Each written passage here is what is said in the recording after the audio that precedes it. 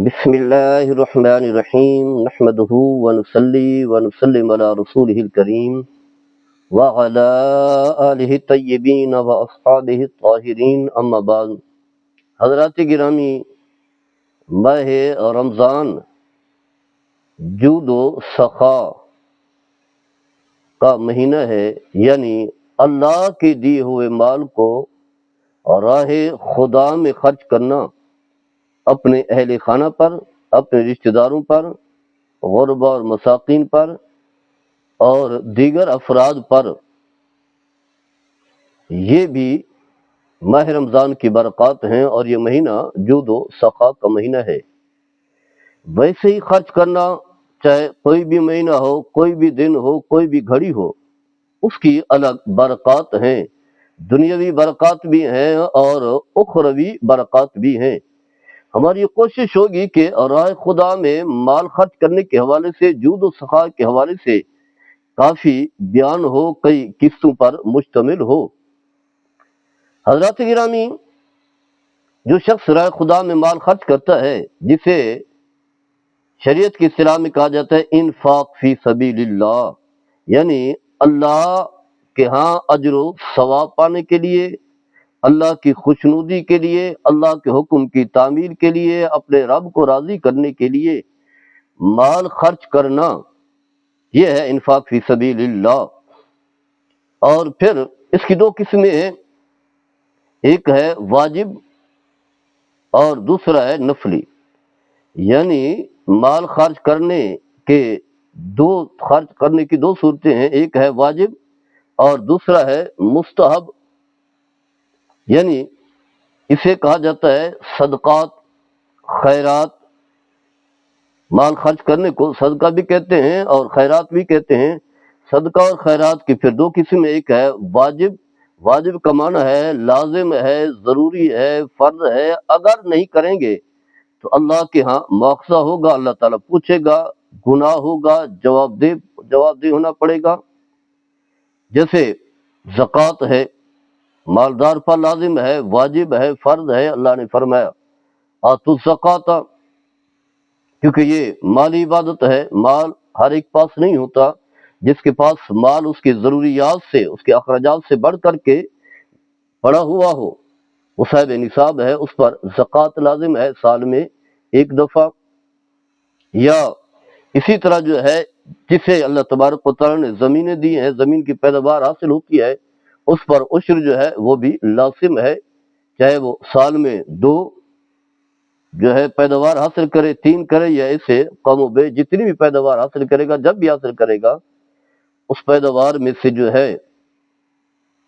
10واں حصہ، یعنی جو ہے 20% یا 10% جو ہے اسے راہ خدا میں دینے ہوں گے۔ اور اس کے علاوہ ماہ رمضان میں صدقہ فطر ہے، یہ بھی مالدار پر ہے، عام ہے، چاہے وہ روزے رکھتا ہو یا روزے نہ رکھتا ہو، مالدار ہونا ضروری ہے۔ صاحب نصاب وہی ہے جو زکوٰۃ کا ہے، فرق صرف یہ ہے کہ عید والے دن، نماز عید سے پہلے جس کے پاس اتنا سرمایہ آ چکا ہے، زکوٰۃ کے لیے تو سال کا ہونا ضروری ہے، عید والے دن صرف اسی دن، اس پر بھی صدقہ فطر جو ہے واجب اور لازم ہے۔ پھر کوئی شخص منت مانتا ہے میرا فلاں کام ہو جائے، جب کام ہو جائے تو اس منت کو پورا کرنا لازم ہے، پہلے جیسا چاہے وہ خرچ کرے یا نہ کرے، لیکن جب کام ہو گیا تو اب اس پر یہ چیز لازم ہوگی۔ کفارات ہیں، بہت ساری چیزیں ہیں، یہ ہے صدقات واجبہ لازم ہے، خیرات واجبہ لازمہ۔ اس کے احال یعنی اس کے مصرف جن پر خرچ کرنا ہے وہ مخصوص ہیں۔ 8 مصارف قرآن میں ذکر ہوئے ہیں، انما الصدقات للفقراء سورہ انفال میں، غربا، فقراء، مساکین، ضرورت مند، جن کا تذکرہ اللہ نے قرآن میں بھی کیا ہے۔ یہ ہے ایک قسم۔ دوسری ہے نافلہ، یعنی بعد اللہ کی رضا کے لیے مال خرچ کرنا، ہر ایک خرچ کرے، چاہے اللہ نے کسی کو کچھ دیا ہے، تھوڑا دیا ہے، زیادہ دیا ہے، کم دیا ہے، جتنا بھی دیا ہے اس مال کو جو ہے راہ خدا میں خرچ کرے۔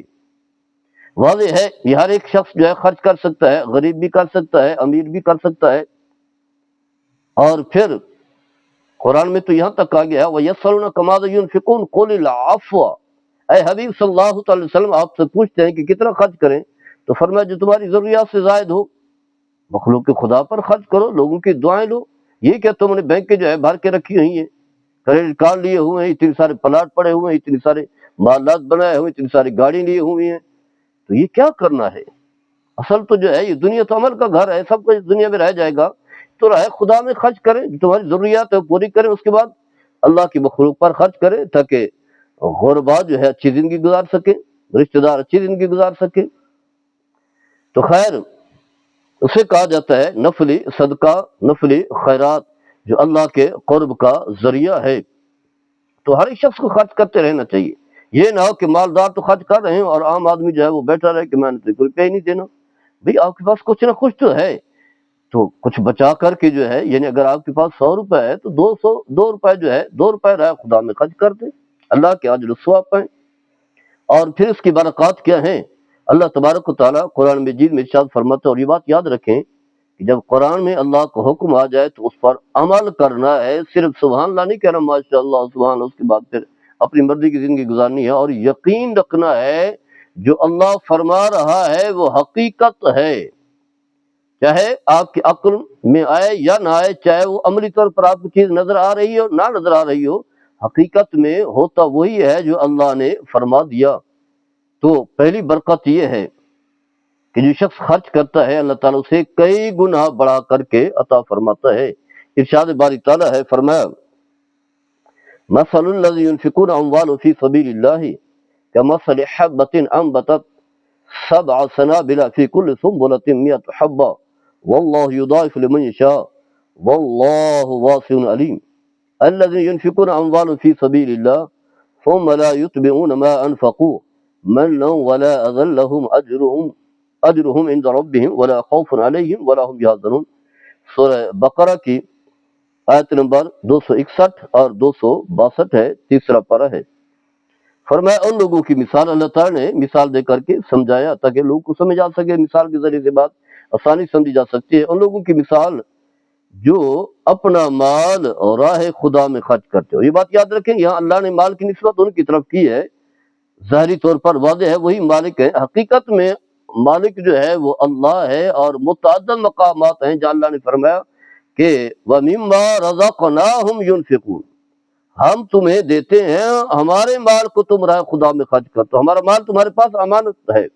اور جیسا کہ اللہ نے قرآن کریم میں یہ بھی فرمایا وَلِلَّهِ مَا فِي السَّمَاوَاتِ وَمَا فِي الْأَرْضِ، زمین و آسمان جو کچھ بھی ہے اس کا مالک اللہ ہے، یہاں تک کہ انسان جو چل پھر رہا ہے اس کی جان کا مالک بھی اللہ ہے۔ تو فرمایا اس کی مثال جو ہے اس دانے کی طرح ہے، فرمایا جو کسان جو ہے ڈال کر کے آتا ہے، ایک بیج جو ہے وہ ڈال کر کے آتا ہے زمین کے اندر، تو فرمایا اسی سے جو ہے 7 خوشے نکلتے ہیں، 7 سٹے جو ہے وہ نکلتے ہیں، یعنی ایک دانہ ڈالا اسی میں سے جو ہے 7 خوشے نکلتے ہیں۔ فرمایا ہر خوشے میں 100 دانہ ہوتا ہے۔ تو گویا کہ جو شخص رائے خدا میں 1 روپیہ خرچ کرتا ہے، 1 روپیہ خرچ کرتا ہے، اللہ تبارک و تعالیٰ اسے اس کے عوض 700 روپے عطا فرماتا ہے۔ اور آگے فرمایا واللہ یضاعف لمن یشاء، اگر اللہ چاہے تو اس سے بھی بڑھا دے، یعنی 700 سے بڑھا کر کے 1000 کر دے، 7000 کر دے، 1,00,000 کر دے، جتنا اللہ چاہے اس کے اخلاص کے مطابق اللہ تعالیٰ وہ بھی بڑھا دے۔ تو ظاہری طور پر بھی اللہ تعالیٰ جو ہے بڑھاتا ہے، بڑھتا ہے، انسان کا رزق بڑھتا ہے۔ جو لوگ یقین رکھتے ہیں اللہ کی ذات پر اور اللہ کے بتائے ہوئے طریقے کے مطابق جو ہے محنت کرتے ہیں اور راہ خدا میں خرچ کرتے ہیں، تو اللہ تعالیٰ بڑھاتا ہے، یقینی طور پر بڑھاتا ہے۔ جیسا کہ ایک حدیث پاک میں آتا ہے، ایک دیہاتی شخص نبی کریم صلی اللہ تعالی علیہ وسلم کی بارگاہ میں حاضر ہوتا ہے اور ایک اونٹنی نکیل سمیت بارگاہ مصطفیٰ صلی اللہ تعالی علیہ وسلم میں پیش کرتا ہے اور عرض کرتا ہے یا رسول اللہ صلی اللہ علیہ وسلم میں نے یہ راہ خدا میں دیا ہے۔ تو آپ صلی اللہ تعالی علیہ وسلم فرماتے ہیں تمہیں معلوم ہونا چاہیے کہ قیامت کے دن اللہ تبارک و تعالیٰ اسی طرح کی اونٹنی نکیل سمیت 700 اللہ تعالیٰ تمہیں عطا فرمائے گا۔ یعنی ایک دی ہے، اس کے بدلے میں اللہ تعالیٰ قیامت کے دن تمہیں 700 اور وہ بھی نقیل سمیت، یعنی جس طرح کی اونٹنی دی ہے، جس تیاری کے ساتھ، جس لگن، جس جذبے کے ساتھ دی ہے، اسی انداز سے اللہ تبارک و تعالیٰ تمہیں کئی گنا بڑھا کر کے قیامت کے دن عطا فرمائے گا۔ اللہ دنیا میں بھی دیتا ہے اور آخرت میں اگر مل جائے تو یہ بڑی سعادت کی بات ہے، کیونکہ دنیا میں انسان کہیں نہ کہیں تنگی پریشانی کہیں نہ کہیں گزار لیتا ہے، کوئی بات نہیں، لیکن آخرت میں اگر اس طرح کی خوشحالی ملے، اس طرح کی برکات ملے، اس طرح کا اعزاز ملے، اس کا انسان تصور بھی نہیں کر سکتا۔ تو فرمایا کہ اللہ چاہے تو اس سے بھی بڑا کر کے دے، اللہ تعالیٰ بڑی وسعت والا ہے، اللہ کی رحمت کے خزانے تو کھلے ہی کھلے ہیں، اور اللہ جان بھی رہا ہوتا ہے جو کچھ تم کر رہے ہوتے ہو۔ اس کے بعد جو ہے چند احکام بتائے گئے ہیں رائے خدا میں مال خرچ کرنے کے حوالے سے۔ جب انسان خرچ کرے تو محض اللہ کی رضا کے لیے، چاہے وہ بھائی کو دے رہا ہو، بہن کو دے رہا ہو، بھانجے کو دے رہا ہو، بھتیجے کو دے رہا ہو، کسی رشتہ دار کو دے رہا ہو، پڑوسی کو دے رہا ہو، غریب کو دے رہا ہو، کسی کو بھی دے رہا ہو، مسجد میں دے رہا ہو، مدرسے میں، فلاحی کام میں، جہاں کہیں بھی خرچ کر رہا ہے، اس کی نیت جو ہے وہ اللہ کی رضا کے لیے ہو۔ یہ جو ہمارے یہاں سیلفیاں بناتے ہیں، دکھلاوا، اور بار بار لوگوں کو جتلاتے میں نے یہ کیا تو میں نے وہ کیا ہے، اور جس کو دے رہے ہوتے ہیں اسے سمجھتے ہیں کہ شاید میں نے اس پر کوئی بہت بہت بڑا احسان کر کے اسے خرید کر لیا، تو ایسا نہ کرے، پھر جو ہے وہ نیکی رائے گاہ چلی جاتی ہے، یعنی ثواب ملنا تو ایک طرف رہا، وہ اس کے لیے جو ہے وبال بن جاتی ہے۔ جیسا کہ فرمایا وہ لوگ جو اپنا مال رائے خدا میں خرچ کرتے ہیں اور پھر جو خرچ کیا ہے اس پر احسان نہیں جتلاتے، اور جس پر خرچ کیا ہے اسے اذیت بھی نہیں دیتے، باتوں بار بار ذکر کرنا، بار بار جتلانا، اور اسے جو ہے برا بھلا کہہ کر کے دبا کر کے رکھنا، فرمایا اسے اذیت بھی نہیں دیتے، تو فرمایا کہ ان کے لیے اللہ کے ہاں اجر و ثواب ہے۔ فرمایا قیامت کے دن پر کوئی خوف نہیں ہوگا، قبر میں بھی نہیں ہوگا، دنیا میں بھی نہیں ہوگا، اور نہ وہ غمگین ہوں گے۔ اسی طرح ایک اور مقام پر فرمایا آمن باللہ ورسولہ وانفقوا مما جعلکم مستخلفین فیہ فالذین آمنوا منکم وانفقوا لهم اجر کریم۔ فرمایا کہ تم ایمان لاؤ اللہ پر، اس کے رسول پر، اور خرچ کرو، جو پھر اللہ تعالیٰ جو ہے اس کے بدل، اس کا قائم مقام جو ہے اللہ تعالیٰ تمہیں عطا فرمائے گا۔ فرمایا جو تم میں سے ایمان لائے گا اور رائے خدا میں مال خرچ کرے گا، اس کے لیے اللہ تعالیٰ کے ہاں اجر و ثواب ہے۔ سورہ حدید ہے، آیت نمبر 7 ہے۔ اور رائے خدا میں خرچ کرنے کے حوالے سے ایک حدیث پاک میں آتا ہے، بخاری مسلم کی حدیث ہے، متفقون علیہ ہے، راوی حضرت ابو ہریرہ رضی اللہ تعالی عنہ ہے۔ نبی کریم صلی اللہ تعالی علیہ وسلم نے فرمایا کہ جب دن ہوتا ہے، صبح کا اجالا ہوتا ہے، تو فرمایا 2 فرشتے زمین پر اتر آتے ہیں، ما من یومن یفسد العباد فیہ الا ملکان ینزلان۔ فرمایا کہ جب دن کا اجالا ہوتا ہے، دن نکلتا ہے، تو اللہ کے 2 فرشتے زمین پر اتر آتے ہیں، فیقول احدہما، ان میں سے ایک کہتا ہے اللہم آتے منفقا خلفا، اے اللہ جو مال خرچ کر رہا ہے، جود السخا کا مظاہرہ کر رہا ہے، سخاوت کر رہا ہے، مخلوق خدا پر خرچ کر رہا ہے، جتنا خرچ کر رہا ہے یا اللہ اس سے زیادہ اسے عطا فرما دے، 100 خرچ کیا ہے اس کا بدل اسے عطا فرما دے، 100 200 عطا فرما دے۔ وَيَقُولُ آخر، اور دوسرا فرشتے کیا دعا کرتا ہے اللہم آتے ممسکا تلفا، اے اللہ جو بخل سے کام لے رہا ہے، مال بچا بچا کر کے رکھ رہا ہے، خرچ نہیں کر رہا، کنجوسی سے کام لے رہا ہے، یا اللہ تو اس کے مال کو ہلاک کر دے، تباہ کر دے۔ اور آپ جانتے ہیں کہ اللہ کے فرشتے معصوم فرشتے ہیں، ان کی دعائیں تو بارگاہ خداوندی میں قبول ہوتی ہیں، کوئی رد نہیں جاتی۔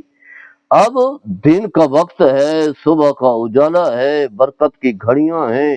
اور اللہ کے دونوں فرشتے دعا کر رہے ہیں خرچ کرنے والے اور نہ خرچ کرنے والے کے بارے میں، تو واضح ہے دعائیں قبول ہوگی، لہذا اب ان لوگوں میں شامل ہو جائیں رائے خدا میں جو مال خرچ کرنے والے ہیں۔ بخاری کی حدیث ہے 1442 اس کا حدیث کا نمبر ہے، صحیح مسلم میں 1010 اس کا نمبر ہے، اور دیگر بھی کتب حدیث میں یہ حدیث موجود ہے۔ آگے بھی ہم چل کر کے ان حدیث کا تذکرہ کریں گے جس میں رائے خدا میں مال خرچ کرنے کی اہمیت کو بیان کیا گیا ہے۔ اللہ تعالیٰ ہم سب کو عمل کرنے کی توفیق عطا فرمائے۔ وما علینا۔